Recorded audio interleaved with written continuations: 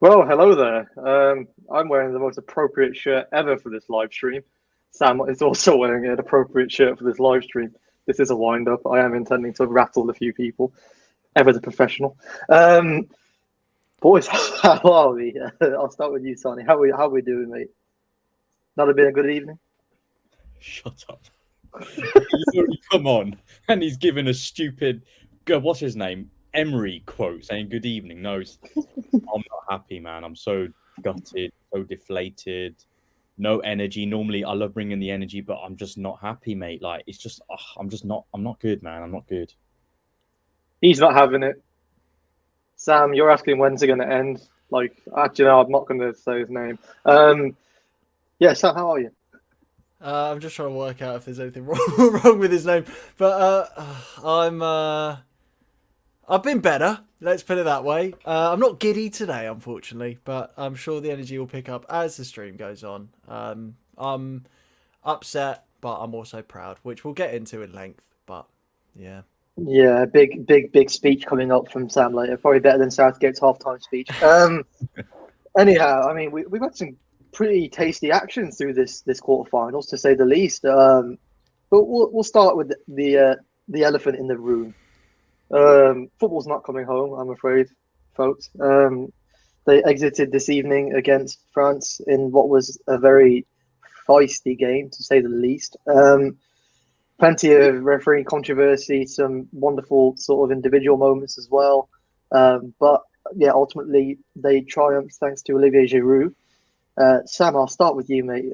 Talk us through what you thought of that 90 minutes, well, 98 minutes.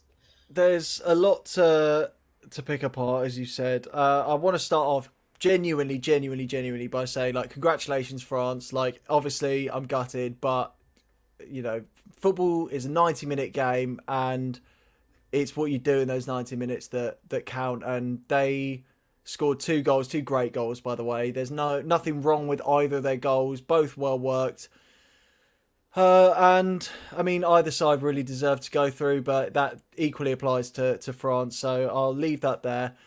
Now to get into the rant slash chat. Firstly, I think this quarterfinal we've seen two of the worst refereeing performances I have seen for a long time. And bear in mind, we watch the Premier League with VAR on the reg. So today it was painful. And what hurts the most as well is that first goal. Take nothing away from the quality of the strike. But it was a foul on Saka. That was blatant, in my opinion. I think that was so obvious. Ref missed it, linesman missed it, and it was just outside the window for VAR to pull it back and disallow the goal, which hurts. I just want to take this opportunity to thank 11, 12, 13, 14, 15 men very quickly. So, if you don't mind. Jordan Pickford, I love your T-Rex arms. I love your trim and the way that you've commanded the penalty area this World Cup, and I love you. Carl Walker, you pocketed Mbappe. You did what you said you were going to do, and I love you. John Stones, General John Stones, you were brilliant, mate. Harry Maguire, this has been a redemption tournament for you, and I'm proud of you. That slab narrowly missing two headers this tournament. Luke Shaw, you're a bot, but we'll move on. Jordan Henderson, you did well, son. You did well. Like, plucky effort. You cannot harm. You can't knack his determination. Declan Rice put in a shift every single game, and as a West Ham player, I love you. Even though you are West Ham. Jude Bellingham, I know you're a questionable age for me to be saying this, but I love you to bits, man. Not in a weird way. Bukayo Saka, you're just a beautiful man, and redeemed yourself from the Euros and the heartache that we suffered there. Harry Kane, honestly, you obviously the elephant in the room is you missed the penalty, but you scored one, and without your goals, we wouldn't even be in the position that we are. So thank you for captaining our wonderful country. Phil Foden, you're just a bloody magician. Jack Grealish, I love your calves. Raheem Sterling, shame about your house, but I love you to bits. You quality player. Rashford, unreal free kick. That free kick at the end was beautiful. Just so close, up and down. Swaz Tekers, Jeremy Lynch would have been proud. And Mason Mount, big money, Mace. I saw you warming up. I did. I saw you take off your training top, and I took off my dressing gown to show the number 19 for England. You came on the pitch. A plucky effort with that shot that I'm pretty sure hit a woman in the face, but it was a plucky effort nevertheless. You won a penalty, and I'm proud of you, Money Mace, and I can't wait for you to bring that form back to Chelsea. Maybe a bit more end product, but I'm proud of this team. I'm upset, but I am proud, and there's going to be a lot of talk about a lot of people after this game, but I think that the one thing to take away from this tournament is we have played well. And that second half against France is the best I've ever seen England play in my life, probably. And I think we were so unlucky not to get the result. It's not much more for me to say, to be honest. Great header from Giroud as well. I love him. And he's got a great beard and he's a lovely guy. So I hear. So that's me done. I mean, the key message there, Sonny, was pride. Do you rattle? Sorry, do you echo those same thoughts? I keep saying the word rattle. It's there. Yeah. Do you echo those same sentiments? Mate, 100%. If Sam gave me a speech every time I sat my exams, I'd be getting straight A's and straight A stars 100%. Because what a speech, Anytime, man. He had me feeling so much pride. I was just like, you know what? Thank God he's been saying this because, yeah, man, I feel so deflated after that. I think Sam just hit the nail on the spot. We had the game there for the taking. We should have won that game, especially in the second half. We were all over the French.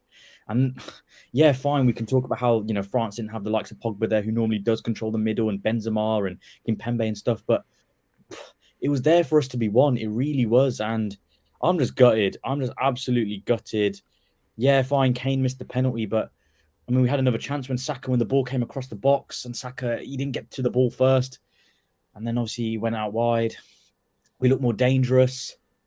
But it just wasn't meant to be. I mean, I know. Obviously, Sam says that he thought that it was a foul on Saka. I don't think it was. But what I'm more gutted about is in the first half when Upamecano fouled Kane when Kane's foot was on the line. How that wasn't given a pen was beyond me. I mean, I've just found out that the referee was actually born in Paris, so that might say a lot. Fuck! Sorry. Might say a lot. You know, Sam's reaction there, I'm just thinking of Hagrid and Harry Potter. Like, I should not have said that. I should not have said that. Seriously.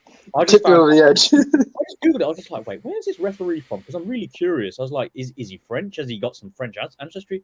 I was like, he's Parisian born. I was like, okay, that makes a lot of sense. But yeah, I mean, Saka was getting fouled a lot, right? Other than obviously the first half where I don't think he did get fouled. But yeah, I think that referee, shocking night all round. Must admit, Carl Walker, congratulations to him. Obviously, Sam mentioned it. He pocketed Mbappe. He'd done what he said he was going to do. But it was there for the taking. It's going to sting for a lot because this French team, they weren't special, right?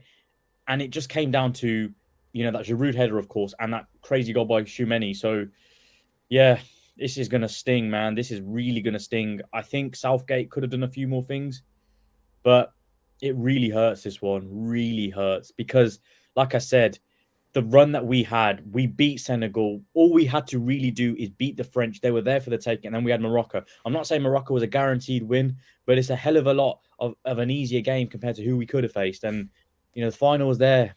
But, again, what could have been? What could have been? Yeah. You mentioned Mbappe there, and obviously the intention to silence him, which, you know, they for the most part they did. But do you feel that also was somewhat counterproductive in the sense that they kind of then neglected the likes of Dembele and Griezmann as well, who I thought was fantastic in that first half in particular, in stringing things together, just popping up in these little pockets of spaces. I mean, sorry, do you think that they kind of neglected the other threats in focusing so heavily on Kylian Mbappe? Rightfully so, you know, he's a dangerous player, but there's more to than just that guy. 100%. Of course, we know Kylian Mbappe is the threat for that French team, but Griezmann was unbelievable. He was running the show for the French, especially in that first half. He was, like you said, he was getting those positions in those pockets of space between the defense and the midfield, getting in those pockets, creating space. Every time he had the ball, I was like, he's creating something. The ball's going forward. It's not going sideways or backwards. It's going forward. And the second goal that France scored, who whipped that absolute delicious ball in? It was Antoine Griezmann. He's going to be the key, I think, to if they win this World Cup. I think. I know, of course, Mbappe is a key player, but if Griezmann's the one for me, he makes them tick. And yeah, I think Dembele had an all right game. I don't think he was amazing. Giroud, he done all right, but I really think Griezmann's the one. Griezmann is the key for them to win this game. I really do think that.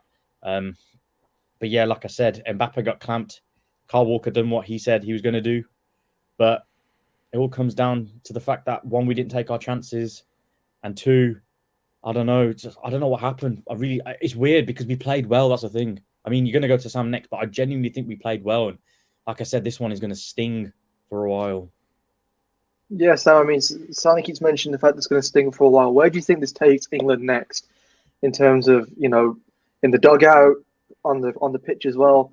You know, I think anyone calling for Southgate's head at this point in time might be a bit of a harsh call, given the fact that England have performed well, Nations League performances before the tournament aside. You know, the tournament has proven that they are still a very formidable outfit that are definitely on the up, at least, you know, from the perspective of who they've got in the squad. But what are you expecting from them in 2024? It's a really, really interesting question. I think one of the things that Sani obviously alluded to a lot is the amount of chances that we missed, and obviously created as well. You know, the Saka one, which you've mentioned, the Harry Kane penalty, and the Rashford free kick at the end as well. So many what ifs. Harry Maguire hitting the post as well. So it's a bit like the Euros, right? Where you look back at that game and you think, if one of those penalties went in, and it's the same story here. If one of those chances went in, so I think people who call for Southgate's head, get the prime in there, love it.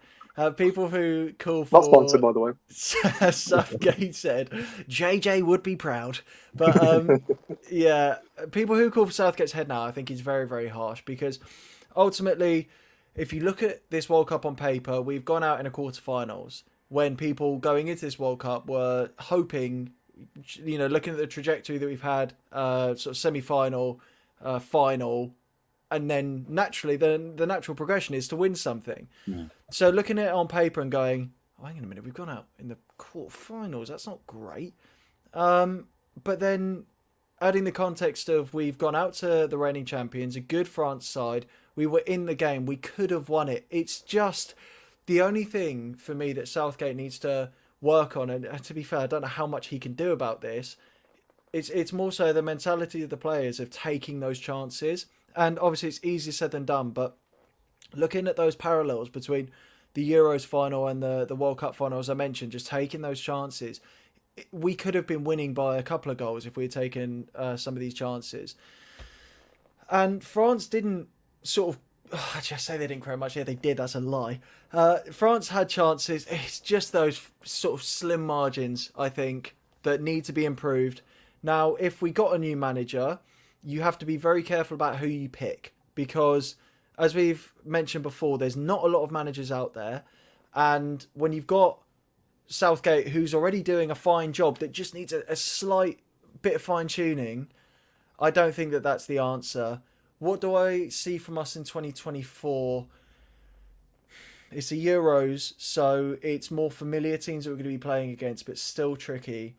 I would like to see us get to the final. I think that based off what we've done in the last one, and we're going to have more players. We're going to have Reece James, who I know I've banged on about before, but I genuinely believe in his quality and I believe the hype. I'm trying to think if there are any players off the top of my head that were injured or suspended. Well, not suspended, but I think that's the main one, really. This team as well is going to have more experience under their belt. They've got a Euros tournament. They've got a World Cup tournament, which, again, they've come so close to doing exceptionally well in.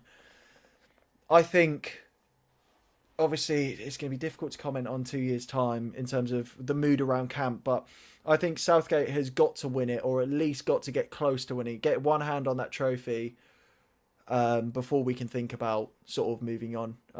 But I think he deserves that extra tournament. I think that the way that we played in that second half, he's earned it. Yeah, I mean, you mentioned there the mood around camp after coming so close again, into progressing deeper into another tournament. I mean, Sonny, do you think that sort of coming so close yet again and not quite far enough is going to potentially have a negative impact? I mean, we've kind of seen it in a similar light with Liverpool this season, in some of how the individuals have kind of slipped in their standards as a result of coming so close to that Champions League last season and the Premier League, and then suffering those blows just late on, not quite getting over the finishing line. Do you feel that can be something that could impact England in the next tournament?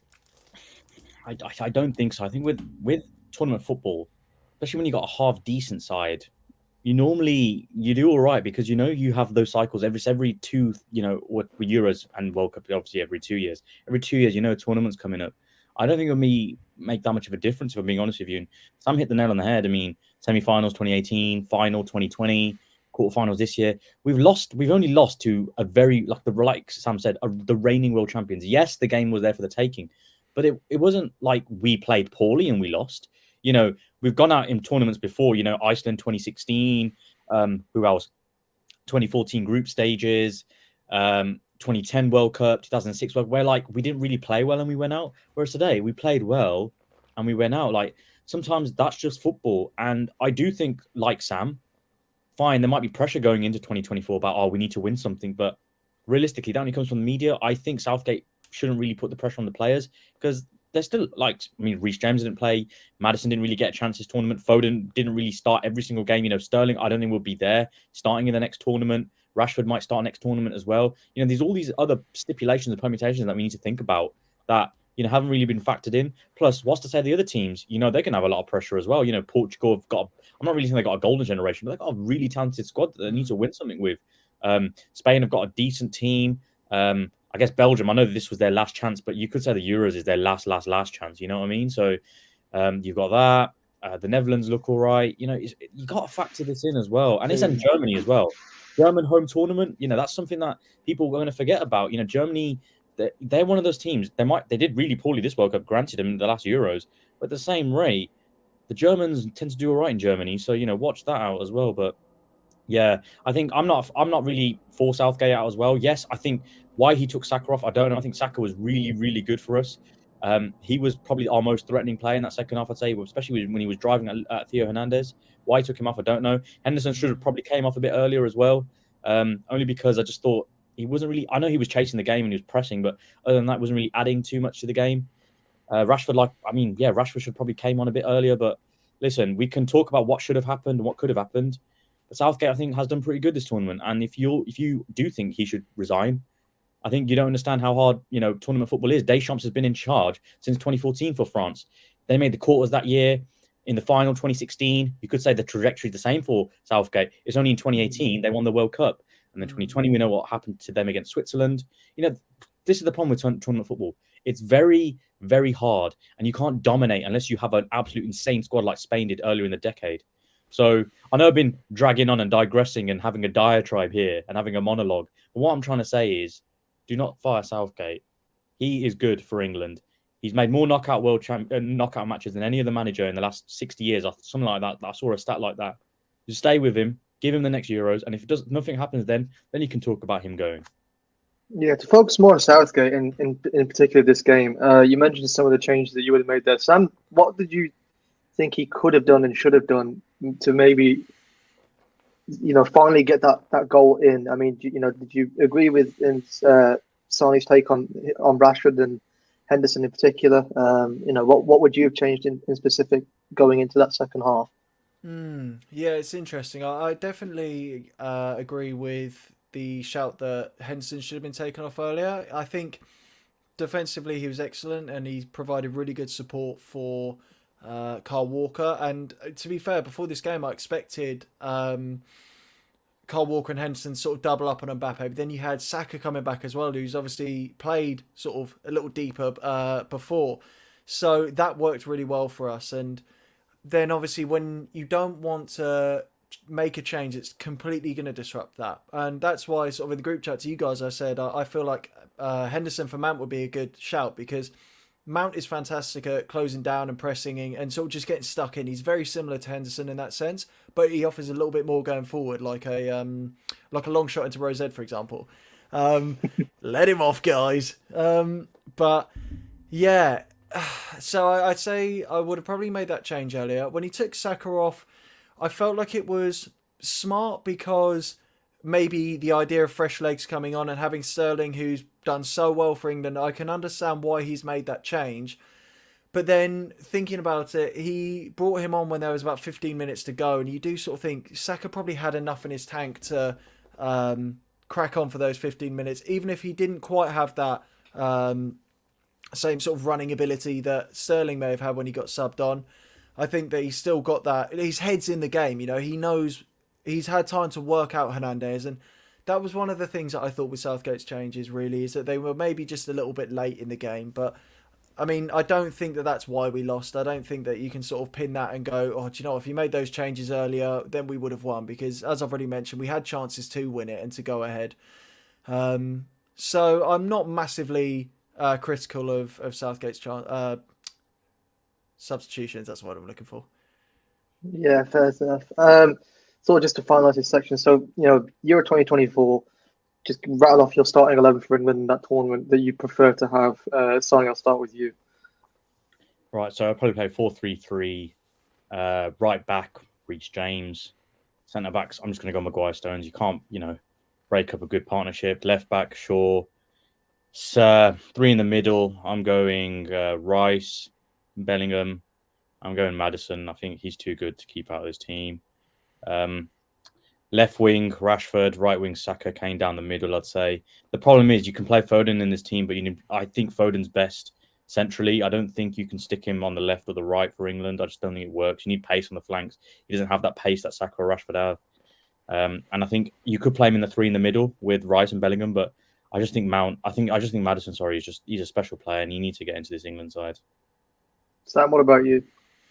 If I'm being completely honest, I'd keep the team the same with the exception of, obviously, Henderson almost certainly won't be playing for us at the Euros or at the very least starting instead of Maddison. And this genuinely is no bias here. I do believe that Mason Mount will be a better fit there for the reasons that I've already expressed. And compared to Maddison, I just think he's got more of an all-round game for that central midfield spot. Right back, completely agree. Reece James has got to go in there for me. Ben Chilwell, probably. I've just said 3 Chelsea players. Let's get Ruben Loftus-Cheek in there as well. Yeah, definitely. Why did he play? But I would say like Luke Shaw. I do feel like he's either great or he's not. So I feel like you can switch those two around. You're kind of blessed to have them both because if one's having a crap game, you know that the other's going to come on. Obviously, it all depends on form, but I think I'd keep it largely the same. I'm quite happy with Foden on the wing. I agree that he isn't as effective as when he's centrally, but I do think you've just got to get him in that team. But Rashford I'd like to see more of as well because I think what a redemption tournament for him he's had. But largely keep it the same, but just add every English Chelsea player in there, basically, going off what I just said.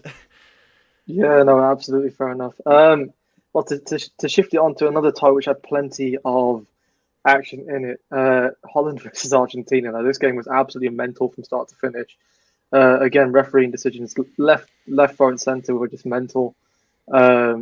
Fights, balls flying into the dugouts. I don't know what this game didn't have, but it was certainly interesting. And the Dutch obviously exiting on penalties, despite a seriously heroic comeback. I mean, Sahani talks through this game because it was mental. I can't lie. The first, I don't know, maybe 70 minutes of that game, 75, was so shit, so boring. Netherlands didn't really look like they came to play. Argentina, they got their goals, just sat back. They were content with it, weren't really attacking. Wasn't an exciting game. But then as soon as Weghorst and Luke de Jong came off for the Netherlands, I mean, you might as well call them the Twin Towers. And I don't mean, the American ones. Oh, dear.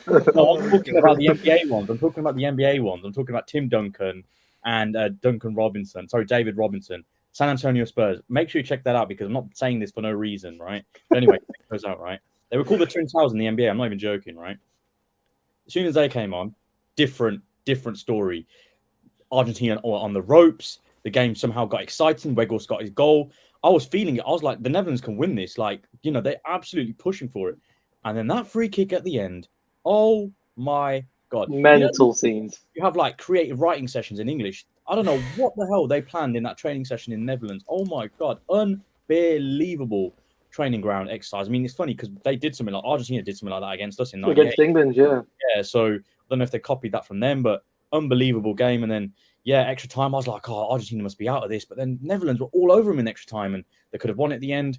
Great penalties as well in terms of the performance by Emi Martinez. And what a game. I couldn't believe it. I was shocked that that game lasted like that. Unbelievable game. Yeah, Sam, what did you make of the action and in particular Argentina is arguing that they're the team that have progressed out of this? I think Sani pretty much hit the nail on the head. But it's the first sort of however long was dross to quote you guys. It's the only way I can describe it. But it was dire, and it just seemed to sort of kickstart into life towards the end of the game, and when the substitutions were made, that free kick was just brilliant. I remember, like in FIFA back in the day, you used to have like that, you hold down L2, you do the little flick up and you volley it top bins. I was sort of thinking, I wonder if they could like faff about with it here, like, like make him run over, play it through or something like that. But then I also thought, like, can you imagine if this just flies in the top corner, plays on the floor, goes through? Yeah, it was just brilliant. It was, and the way as well that Wakehorst, as this is a bit of big man appreciation here. We're not the most nimble of folk. So the way that he's holding him off with his arm, the defender, I can't remember who it was off the top of my head, but the Argentinian defender, he just holds him off really nicely, slides essentially, and like falls and shoots. And it was great finish, great set piece. I'm going to have to rewrite my quiz for the next World Cup, by the way, in terms of the most yellow cards, because that was ridiculous. Netherlands involved again, by the way, so take what you will from that, you bloody oranges. Yeah, but consistency at least. Yeah, big time. What do I make of Argentina going through? To be honest, I would have liked Netherlands to go through for the comeback. I think that would have been very poetic. But then at the same time, Messi's gone through. It's his last World Cup, so there's still something there. There's still a great narrative. I think we spoke about this in the chat the other day about how anyone that wins this is going to have a great narrative from it. So it's going to be brilliant. And I'm excited to see who makes the final, because we could potentially be seeing Croatia versus Morocco, which would just be nuts. But we'll have to wait and see. Yeah, absolutely. I mean, Sonny, you obviously being someone that has an appreciation for Argentina, how did you feel about their performance and going forwards in terms of what you saw from them? Were you majorly convinced? Do you think they can still go all the way? I've been saying it for a while. It's Messi or bust. It's literally is Messi or bust. Like, as soon as Messi retires from Argentina, I won't even be that interested in Argentina, because I don't think they're that good. I really don't think they're that good. I mean, if he gets the ball and he plays well, they will do well. And if he doesn't, then unfortunately, I don't think that is the case for them. It's a shame. It really is a shame, because, I thought coming into this tournament, they might be all right, but they're just, grinding out these results. They do rely on the first goal. If they don't get the first goal, it's going to be hard for them. Yeah. Defensively, I think defensively, they are really solid. It's hard to break them down. Netherlands struggled all game until they started playing Route 1 football like they're at Stoke City. But, yeah, I mean, Argentina, will they? The thing is, they've got Croatia next. I mean, we're going to go on to the semi-finals later in the show, but it's going to be a tough game for them. But Argentina, listen, they got to take their chances. They need Messi to play well. But on that same front, I don't think Messi was amazing in this game. I think he did play really well. I think he had his moments. But I think in some ways, the media do tend to overhype Messi's performances. And I love Messi, but they do to a certain degree, because, he had a good game, granted. And he had two great moments in terms of the penalty and the assist for Molina's goal. But other than that, there wasn't too much going on for Messi. It was a very scrappy game. But again, like I said, if you have a player like Messi, and as Sam said, with the narrative that's going on, final World Cup, it could be written in the stars. Yeah, I mean, to focus on Messi, because there was some severely unsavory scenes post-game. With the parts of the Argentine squad sort of goading the Dutch team on the centre circle kind of area as they were running past after they'd obviously won.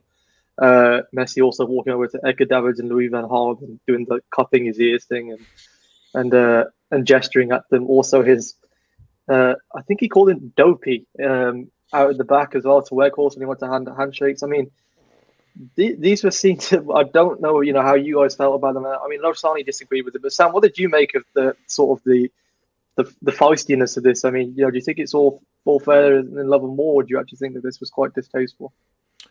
Yeah, it was an interesting one. I mean, the first thing that springs to mind is dopey is definitely not the go-to insult that I'd be using. Yeah, I think he called him a gobo, which I'm pretty sure translates to dopey. And well, I hope so, because we may be cancelled in Argentina if it's not the case. But yeah, I think aggression and ag is always all part and parcel of football, and it's always going to happen. You're always going to have those games with those sort of late challenges and the little bust ups, and I think that's normal. But then it's when it continues afterwards. We saw the celebrations where as soon as that winning penalty went in, straight away they're celebrating arms out in front of the Dutch, and you do think, like, I get it, but then like there's a lot. I don't mind that as much, I suppose, to the end of it, but Argentina, without wanting to sort of blanket statement the whole footballing nation, They are generally quite a dirty country. You know, when you think of like Simeone and Atletico Madrid, for example, they are notoriously a very gritty and sort of fight to the death, essentially, team, and they're not afraid to sort of rub your face in the dirt. And I think that is just the Argentine way to a degree. So it's great entertainment for us to watch, but it'll be interesting to see how they do up against Croatia in the next game, because I think that they're both quite sort of physical teams. They're both not afraid to get stuck in, and obviously shout out to Croatia because they're going to do it. They're going to do it, guys. Shout out to Suad. Love you. Yeah, I mean, we'll move on to Croatia because, I mean, that result they pulled off against Brazil was just. I don't think many people predicted that or saw it coming. I think many of us expected to just essentially roll them over. I think the common result that I kept seeing was like 2-0, 3-0, 3-1. But we said it on the last stream, wily old dogs, and that they are. They were absolutely brilliant. I mean, that midfield trio that Croatia have got in Brozovic, Modric, and Kovacic it's so technically solid. They work so damn hard, and they just do it at both ends of the pitch. It's just fantastic. I mean, Luka Modric in this game. I mean, I've got a Madrid bias, of course, but my God, 37 years old that man is, and he's still running around the park like that, completing over 100 passes in this game. Won something like 5 or 6 free kicks, entered the final third 20 plus times, which is I think one of the highest in the squad. And Brazil just could not get anywhere near them, like at all. Just could not, and they frustrated them to the point that Brazil was so rattled they just resorted to sort of lashing out essentially at points. I mean, Sani, what did you make of this performance from Croatia and from Brazil for that fact as well? Yeah, I think you hit the nail on the head. Croatia were fantastic, absolutely amazing performance in terms of how resolute they were. Midfield, I think, was great. Didn't really give Brazil a lot of opportunities. I mean, it kind of relied on Neymar to have a bit of brilliance in extra time for them to even get a goal. And then, even when Brazil scored the goal, Croatia looked like they were more likely to get the goals anyway. And obviously, they got on with Petrovic, which was it was a good goal. But you can never write off Croatia. This is the thing, Croatia. Since we don't really get into politics on our shows, but naturally they've always been a team since the breakup of the Yugoslavia where they've always fought hard. Since the 90s, when they were formed as a nation and they had their footballing team, they always try hard. They always, to an extent, overachieve as well. They're not a big country. They always perform these very technical players. Like you had Slaven Bilic back in the day. What was the Kovac, the Bayern coach? Niko Kovac. Yeah, Niko Kovac. Very technically sound players. I mean, I remember there was Mladen Petric when he knocked out England in the at Wembley when Sol Campbell done that slide. It was 2008. Davor Suker as well. There's another one. Davor Suker, Wally with the brolly, all that sort of stuff, right? They've always produced these players, Croatia. Right now, I'm not saying there isn't a golden generation, but 2018 they made the final. They've got a chance to make the 2022 final as well. I love Croatia. I also love the influence of Noel Doll as well. She fills me with a lot of pride as well. But less of that. No. But back to the point. The thirst has come out. Brazil, on the other hand, I'm gutted. I thought they were going to do it in terms of make the final. But the curse continues. Since 2002, 06, they lost the quarterfinals to the French. 2010, they lost the quarterfinals to the Netherlands. 2014, they lost the semi-finals, as we know, to Germany 7-1. 2018, they lost to Belgium in the quarterfinals. This year, they lost to Croatia on penalties in the quarterfinals. The curse continues. It's a shame because I have players like Sam's captain. Is he captain at Chelsea? I think he is. Thiago Silva. No, he's not. As P. Is it? Well, but on the pitch, he probably wears the armband every now and then. Thiago Silva's a legend. Neymar's a legend. But it's a shame because players like that, especially Neymar, probably deserve a World Cup, but it's not meant to be. And roll on Croatia, just like I think Dawn Leslie in the comments has said, Auntie Dawn. Croatia. Yeah, no, absolutely. I've got no issue with someone being biased toward Croatia. Fantastic footballing nation. Sam, to focus in on two individuals that Sonny's named there, Thiago Silva and Neymar, especially in the shootout, two leaders in the dressing room, of course. Both didn't step up to take a penalty. I mean, the fact that I thought that Rodrigo at 21 was the first guy to step up and take one was mental. I mean, he's got a good record. He could take pressure. We know that. He scored a penalty in the Clasico only a few months ago. He's a player that's won the Champions League as well, so he can function in these high-pressure moments. But how did you feel about the fact that, two very senior players decided not to say, okay, I'm going to set the tone here and, show the boys how to do it? I think it's outrageous. I mean, to put that pressure on a 21-year-old, yeah, okay, he might have a good recent penalty record domestically, even internationally. That's all well and good, but you're in one of, if not the most nerve-wracking moment of your life. You're representing your nation to whether or not they make it through to continue their already fantastic World Cup legacy. And you're putting that responsibility straight away on a 21-year-old. Now, I get that there's sort of the psychological point of view of, do you know what, if he misses, that's fine, gets it out of the way, we've got other players. But get Neymar to take the second one. He is the most expensive player in history. I think wrongfully so. But he is the most expensive player in footballing history, and he has bottled it from a penalty, whether that's his decision or the manager's. Either way, they've bottled it. Because look now, I can't get my head around it. You look at England in the Euros final, for example. Harry Kane took our first penalty. I think Harry Maguire took our second penalty. Both brilliant penalty takers for us. And look how well that went for us. But it's just all about setting that tone, isn't it? It's like you want to fill the next player with confidence. You don't want them to have the pressure of, God, he's just missed. I've got to score now. Because then you can cause your players to crumble. And I don't get it. I mean, they paid at the end of the day, and Croatia, rightfully so, went through. And I'm very, very happy for them because they're a very dogged team, as we like to say on this stream.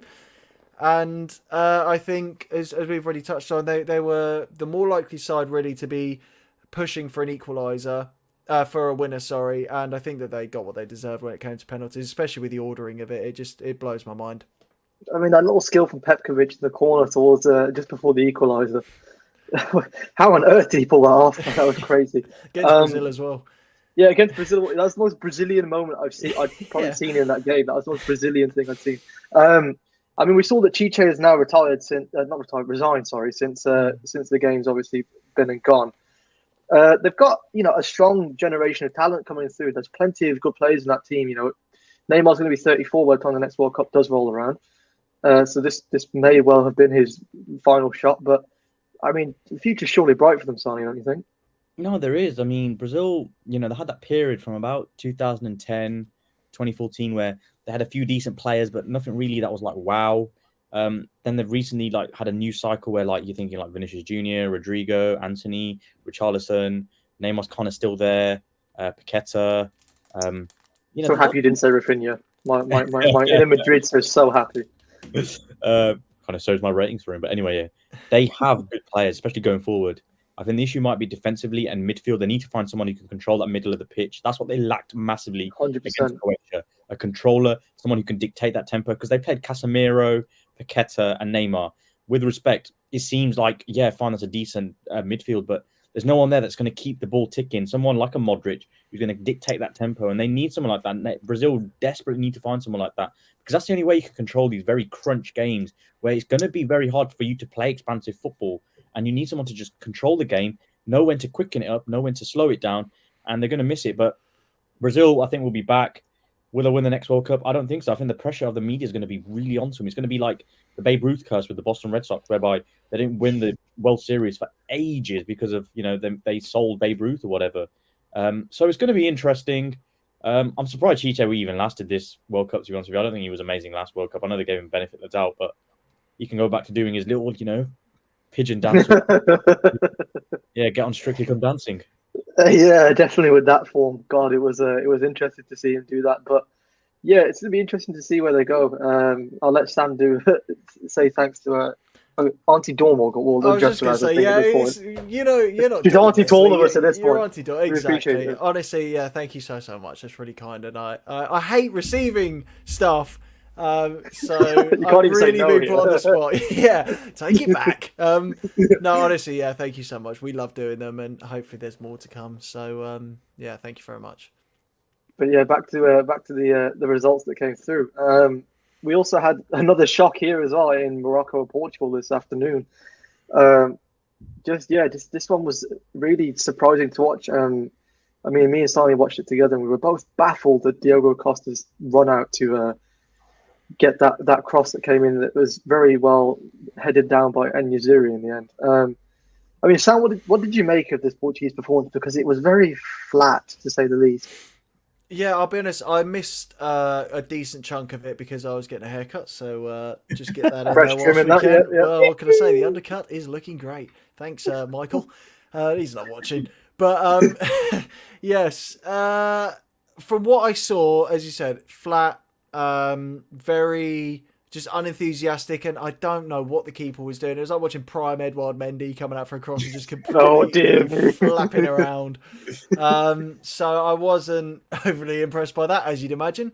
But I think I choose to look at it more from a perspective of, again, wow, Morocco, as opposed to how poor Portugal were. Because we saw in the last game against Switzerland, who aren't a bad Fantastic. side, by the way, they were excellent.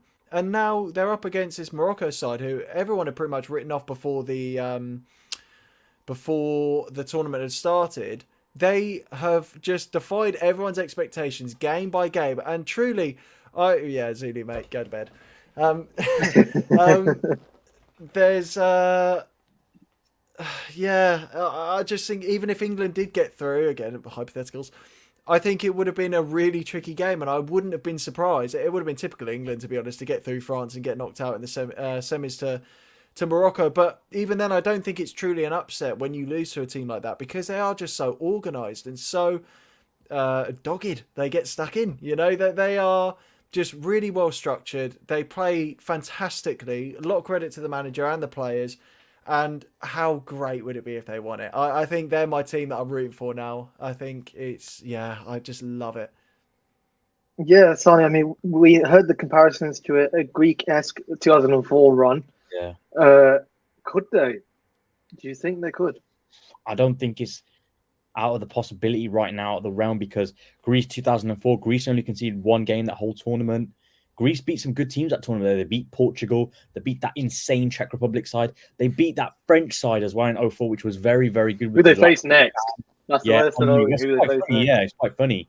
Morocco, can they do it? Parallels to be drawn. I wouldn't put it past them, because, like Sam said, they're so organised defensively. And when they go on the break, my God, they look threatening. All they need is a decent finisher, because I know they only won 1-0, but realistically, Morocco probably should have put a few more goals past them, to be honest with you. So, yeah, I mean, God, Yazulu keeps going about Harry Kane now. And the choke games, and it's just like, seriously. I mean, Harry Kane, he did bottle that pen. We have to call it a spade, Spursy. You know, Sam's a Chelsea fan. He must have been happy seeing that as a Chelsea fan, not as an England fan. But yeah, Morocco, definitely worth their weight in gold in terms of their... Ride them off your own peril, indeed, Ride them off your own peril. I won't be shocked if they make the final. I'm going to be honest with you. I will not be shocked. Absolutely. And you know what? I'm going to put it on. I'm going to say it now. I think Morocco are going to make the World Cup final. I really think they're going to do it. I think they're going to do it. I'm not even doing this because of knee-jerk or we're on live. I genuinely think Morocco are going to make the final. I did say to you earlier, like, I wouldn't be overly surprised if they do it, because, you know, up against Spain, everyone's like, yeah, you know, they're tough, but, you know, they'll edge it. Obviously, Spain got knocked out. Against Portugal, like, yeah, they just battered the Swiss 6-1. You know, surely not. They've done it again. You know, and now they're coming up against the strongest side left in the tournament, to be fair, in France. But we saw today, you know, they can be gotten at. We've seen all tournament, they can be gotten at. They have conceded in every game they've played. You know, could we be on to seeing one of the great sporting stories? If Morocco score first, it'd be very interesting. I think they're going to do it. I think nobody wants to. I mean, it's blatantly obvious. No one ever wants to concede first, right? So like I said to you earlier, sometimes you concede against a team. You can think, okay, we conceded. It sucks, but we can get back into this. But against a side that's that well drilled, yeah, a bit like that. Like, you knew that you could get one back because France, you know, they are a side that can be gotten at. But we've not seen Morocco really panic this tournament, really, generally, when they've had serious amounts of pressure on them. You know, even earlier in the tournament, it was frightening how they managed to handle, you know, a lot of these sort of, you know, quite tough sides as well. It's such easy fashion. But, you know, they have suffered some injuries in the process. Size went off on a stretcher. I'm not sure how serious that is and how much of an impact that's going to be. I know Aguerd went out. I'm not sure if he played today, actually, or if he's out for the remainder of the tournament. But they seem to have just like an abundance of players that are willing to come and just do the job anyway. You know, they go like for like, and it's not like you really notice much of a difference in between. But I mean, what a story that would be if they managed to make it all the way and potentially then lift the trophy as well. Right up there, probably with the greatest sporting stories of all time. But Sam, it's your time, my man, to whack out this certain segment. And meanwhile, I will be back. Where's he Okie gone? dokie. I dread to think. Right, ladies and gentlemen, whilst I get the sound effects ready, we've got it. Where's he? What's up next? What's happening now? Hey, Sam Super 60 World Cup quiz. One day that will play on. There is no way. Let the mind games begin. There is no way. I'm in your head rent free, son. I'm in your head rent free. You're rattled. Rattled. That's so good. That's so good. Whilst I get the questions up, where am I? I've got them. I've got them, ladies and gents. I've got them, and I've used all my quiz puns because if I'm being perfectly, I mean, I've got one left, which I'll save.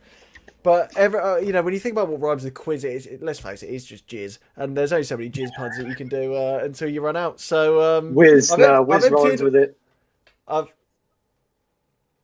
Whiz, which is what Sai's doing in his pants right now. Pissing himself. Oh, nice. Well done. I've been whisked out of a sticky situation. I'm whisking you off your feet. Nice. Yeah, not for the first time.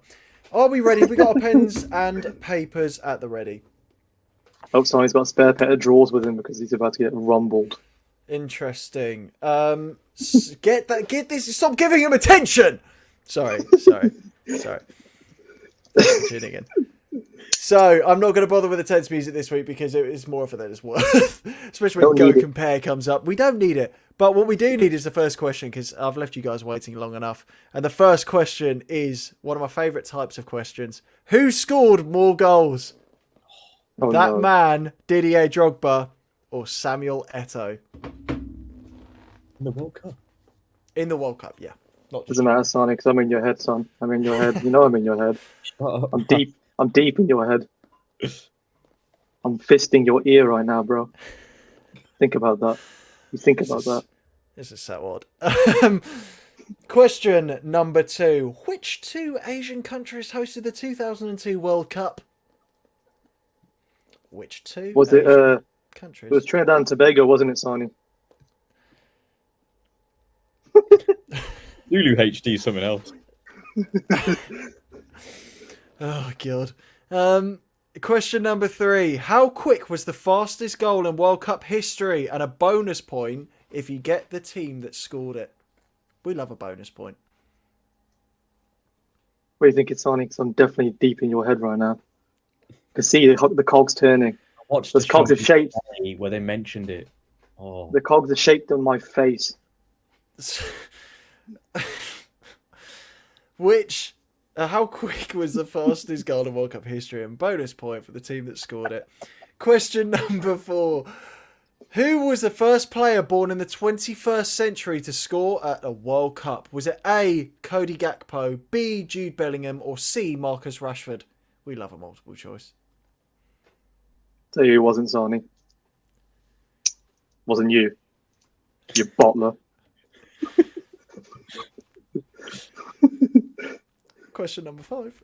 In 1966, the World Cup trophy was stolen when on a public display and was later found by a dog. What was the name of that dog? Don't make the joke that's in your head because I'm resisting the temptation to because I haven't met Sani's mum. So, shout out if you watch it. No, please. He's doing it for me. Sam, I'll slide that £10 under your door later. Oh, I'm really sorry if you're watching. Mrs. That Sport Guy. I think the dog's name was Sani because I'm going to dog him out. Question number 6. 2006 saw Zinedine Zidane make his final appearance of his playing career against Italy in the World Cup final. But which player won the player of the tournament that year? Victor Anichebe. I've got his shirt. He's also in a Nike advert as well, I'm pretty sure. That could be giving clues. You guys are very generous with your clues, apart from Hassan, who's just bullying. Rattling. I'm on the rattling duties. Trying to get in his head. Ready if I win, by the way. Question number 7. Brazil look, won I'm Morgan back-to-back Fernandes. World Cups in 1958 and 1962, but which is the only other country that has managed the same feat? Is it A, Italy, B, Uruguay, or C, Germany? What do you think, Sonny? The His bottling little nation like smile. Germany, huh? Oh, that's right. I've just seen a comment that's popped up. It's made me grin because it's good, but no one's going to click it because we don't want to give them the attention. But Give him that attention. That's actually quite a good one. That's great. I mean, fair play to the lad. Someone's been on Twitter. Brazil won back-to-back World Cups in 58 and 62, but which is the only country that has managed the same feat? Is it A, Italy, B, Uruguay, or C, Germany? That's question number 7. But we're here for question number 8. I ate and I ate till I was sick on the floor. Who scored more World Cup goals, Ibrahimovic or Lewandowski? Doesn't rhyme. Ooh. Both bottlers, just like Sani. Who But could one it of be, them though? has a superior trim. Evening, Ibra. Hey. So who has scored more World Cup goals, Ibrahimovic or Lewandowski? Which team has finished what? Oh God! Which team has finished third place at the World Cup on the most occasions, and a bonus point for if you get how many times they got the bronze medal? And now, guys, we can't all be Jessica Ennis, so do tread lightly. You know, be nice. I do love Jessica Ennis. So do I. She really lit up my. Can I get the question again? Sorry, I was just summer. thinking about Jessica Ennis. Yeah, of course you can, man. Tight shorts, shit. Which team has finished third place at the World Cup on the most occasions, and a bonus point for how many times they got the bronze medal?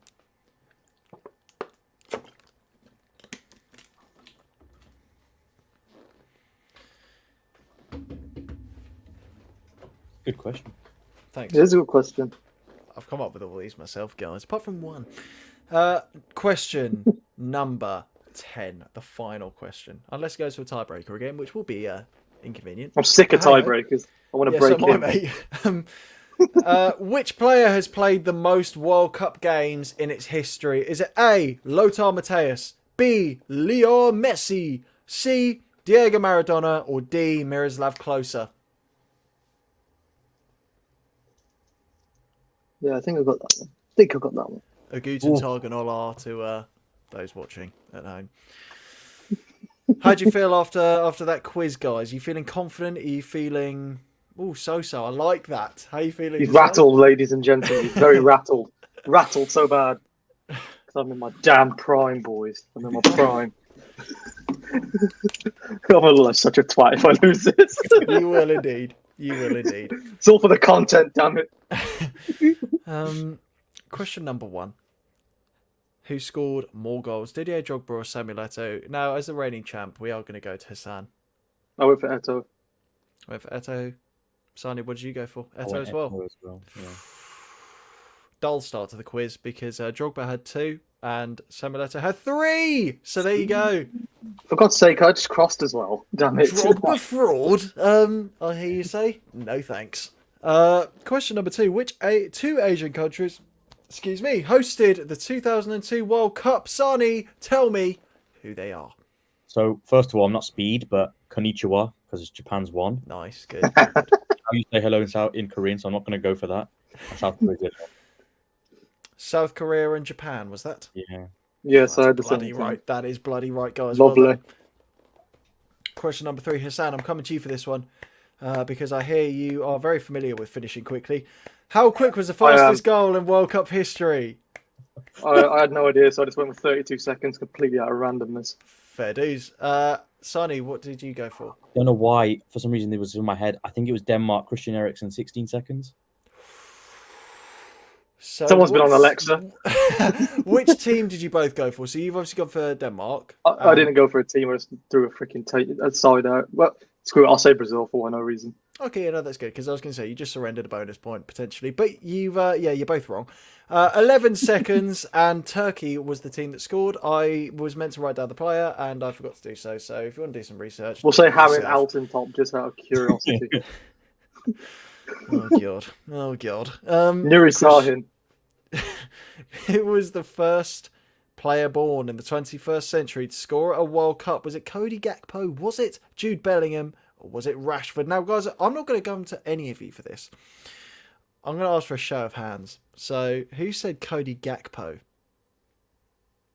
Right then. Who said Jude Bellingham? Yeah, you're both right. Move on. That was boring. Oh, God. Right, in 1966, the World Cup trophy was stolen when on public display and was later found by a dog. What was the name of the dog? Sonny, you definitely know this one because this is the kind of fact that you'd know. So I'm going to go to Hassan. Well, I put Big Clifford, the big red dog. No, you didn't. I actually did. I wrote Clifford. Nice, that's good. That's great. Sonny, what'd you go for, mate? I went for something that you put in a burger that tastes nice. Pickles. Nice. Subjective, that. Interesting. He's gone for pickles. Well, Hassan, you found yourself in a pickle, my friend, because Sani is correct. So, he's been on Google. Oh, maybe. Feeling the pressure? Nah, mate. I don't feel pressure. Cool. That's good. I feel stupid. 2006 saw Zidane make his final appearance of his playing career against Italy in the World Cup final, but who won the player of the tournament? Guys, you're going to say it at the same time. A 3, a 2, a 1, a go. Tooney. Cannavaro. Cannavaro, and what was the one that you said, Hassan? I said Luca Toni. I don't know why. I thought Luca Toni talked about him earlier. What a shout. That is wrong. It's Zidane. Yeah, thought so. What? Was it actually just Zidane? No, it was Zidane. It How was was it Zidane. done? Oh, wow. It was Zidane. I felt like I should have probably just gone for that. I did actually think to go for Zidane in the end. I was like, no, I felt like an Italian might go said 1. He was good in that tournament. I thought, what kind of guy puts the answer in the question? This guy, ka-ching. All I can hear is a helicopter right now. Am I the only one or a plane of some sort? Anyone else say that? Just me. Fine. Yeah, that must be Sani. My window's open. Sheltering the noise. Brazil won back-to-back World Cups in 58-62, but which is the only country to have managed the same feat? So we've got A, Italy, B, Uruguay, C, Germany. Make the first letter of your answer with your hands because this is going to be fun for me to watch.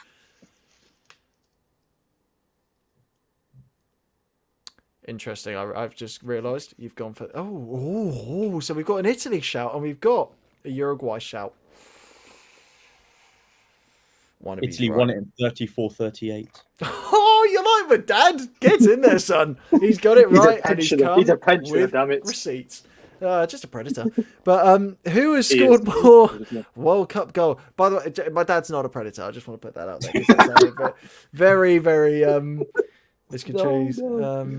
He never used to pick me up at school. He's always at the one next door. So, God, can't go back there anymore. Who has scored more World Cup goals, Ibrahimovic or Lewandowski? Sonny, I'm coming to you, mate. You look confident. I went Lewandowski, but I'm not sure. I don't think Ibra scored that many World Cup goals. Interesting. Hassan, what have you gone for? I went for Zlatan. I feel like Lewandowski's only got like 1 or 2, but then Zlatan doesn't have a lot either. They're both shite at the World Cups, to be fair. Lewandowski has 2. Ibrahimovic has Probably 0. got 0, isn't he? Yeah, I wasn't sure. 0. Qualified, damn it, is what I was thinking of. I think this is going home with Sani. I don't want to... My rattling tactics have not worked. No, but you rolled yourself. Sani's cool under pressure, which we could have done with in the about the I'm 78th going to minute get of the him, don't England worry. game. But I'm going to get him one day. which team has finished 3rd place at the World Cup on the most occasions? And a bonus point for how many times they got the bronze medal. Jessica Ennis. Hassan, you need some points here, mate. So I'm going to you. I said Brazil. I feel like they've been to a lot of tournaments. But I didn't know how many times, so I guess 3. Okay. Sani, what have you gone for? I went Germany. Yeah. And I went 4 times they've got the bronze. Oh, you are actually a Google merchant. He is a Google merchant. That's ridiculous, man. Yeah, spot on. Both. I definitely know 2006 and 2010 they made it. And when they were West Germany, they must have made at least 2 or 3. 4 was a guess. I know it's Germany. Germany was my plan B, to be fair. I wasn't sure that. In the semi-final, so you know. Yeah, Germany had 4. Brazil, France, Sweden, and Poland both have 2. So everyone else has 1. Well, everyone else who's been to 1 has 1. Moving on. Number 10. Which player has played the most World Cup games in its history? Is it A, Mateus? Is it B, Messi? Is it C, Maradona, or is it D, Miroslav Klose? Hassan, I'm going to go to you first again, I think it's Mateus. I'm pretty sure it's Mateus. Okie dokie. Sonny, you gone Mateus as well? Yeah, I went with Mateo. Hassan, He played about 5 World Cups. how many do you think? How many appearances do you think? This is just. You're right. I'll put that out there. You're right, guys. Nice. Well done. Pat yourselves on the back. How many do you think? Amount This is a though. bit of fun. I'm going 28. Okay. Yeah, I'm gonna say early 30s, like 32. 25.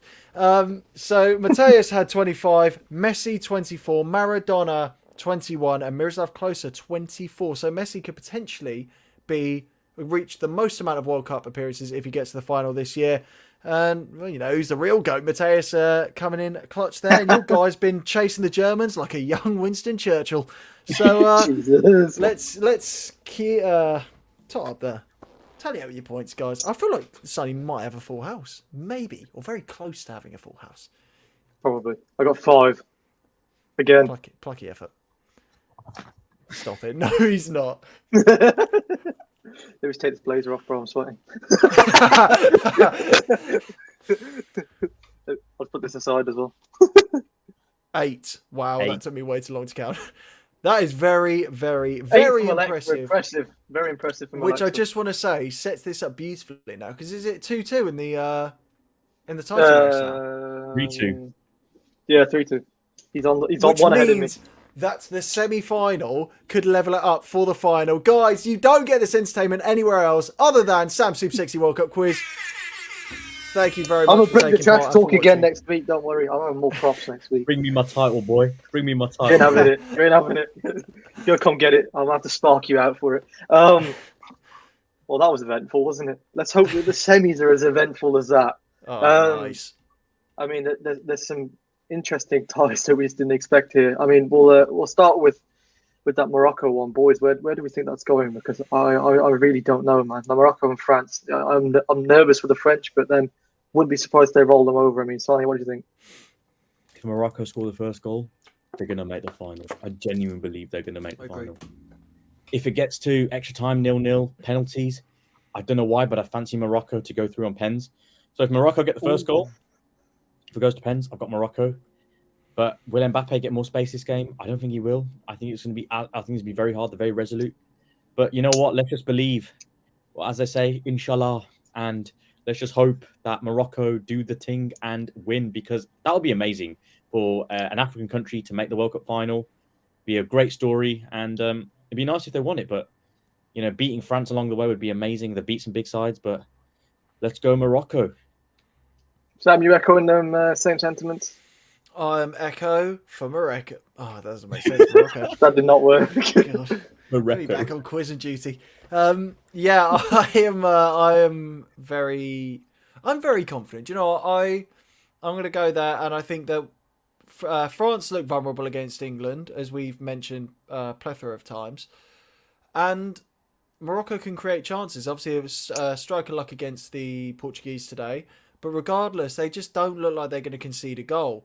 Now, when you come up against a cultured centre forward like Olivier Giroud, who poses problems of a very traditional centre forward, he's built like a brick shit house. He looks like a Greek god, and he can just nod them in for days.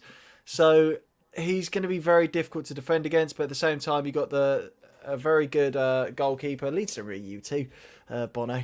But yeah, it's going to be a tough game, a low scoring game. And I think I pretty much agree with Sonny, to be honest. If they get the first goal, they win. If it goes to pens, I think they win. I think it's as simple as that. But France are going to put up a fight, as are Morocco. It's going to be very entertaining, but I don't think there's going to be goals in this one. Yeah, it's definitely going to be a close one. But I don't know. I think the French Mbappe will probably pull through with some sort of madness like he tends to do as the guy to unlock that defense. But I wouldn't be surprised to see Morocco pull it off. I really wouldn't. They're just so irresistibly strong at this point in time. But yeah, it's definitely a poised tie for sure. And then on the other side of the bracket, we have Croatia and Argentina. Sam, what do you think? Genuinely as well, like there's obviously we've spoken about Croatia, and I feel like I've essentially been bribed to give my opinions on this one halfway through the chat. But I truly, truly, truly believe that Croatia have got enough against Argentina. I mean, we've just seen them knock out the favourites. And if that isn't a warning shot, I don't know what is. Runners up in the last World Cup. And God, I feel for Argentina because we've been saying this all tournament about Argentina, that they don't look like the complete package. Whereas I think that whilst Croatia also don't, I think that they look the better, like the more convincing of the two. But then again, when you've got Messi who can do anything, he can flip a game on its head within seconds. It's going to be very tricky. But I genuinely am backing Croatia. Yeah, so I mean, we saw against Brazil, Croatia suffocated that midfield so much that Neymar was just starved of any sort of service in that sense, as was the rest of the front line. Do you think, with the way that Croatia operate and the way that they can do that so well, it's going to force Messi to drop deep and essentially do other things that are going to be sort of negligent to the rest of the formation of their attack? Do you think that Croatia can successfully frustrate Argentina, saying they did to Brazil? I think they can, but on the same front, Argentina have more fight in them, I think, than the Brazilians do. I think, Sam mentioned it earlier. Argentinian football has always had that basis of fight, courage. Go to the trenches, and I think that's where they'll be happy to even take this game. To be honest, it'll be very scrappy. If Messi produces magic, fair play. I think it'll be very hard against this very resolute Croatian side. That midfield battle is going to be huge. I think that's where the game will be won and lost. It's going to be a hard game. But the way Argentina have kind of carried on through this tournament, I think they're going to be too much for Croatia. But what a story it would be if Croatia made the final to play Morocco. My goodness, what a story! And it'd be sad if Messi lost this game, and it'd be sad, the Messi's last World Cup, and he loses like he does, basically nearly, so close to the final. But yeah, I think Argentina will have enough. I think Argentina will make the final, and I think it'll be Argentina, Morocco in the final. Oof, it's poised, isn't it, lads? But I just that midfield battle, I think Croatia can really dominate that game because of the fact that they're probably so superior in comparison to Argentina in the Park.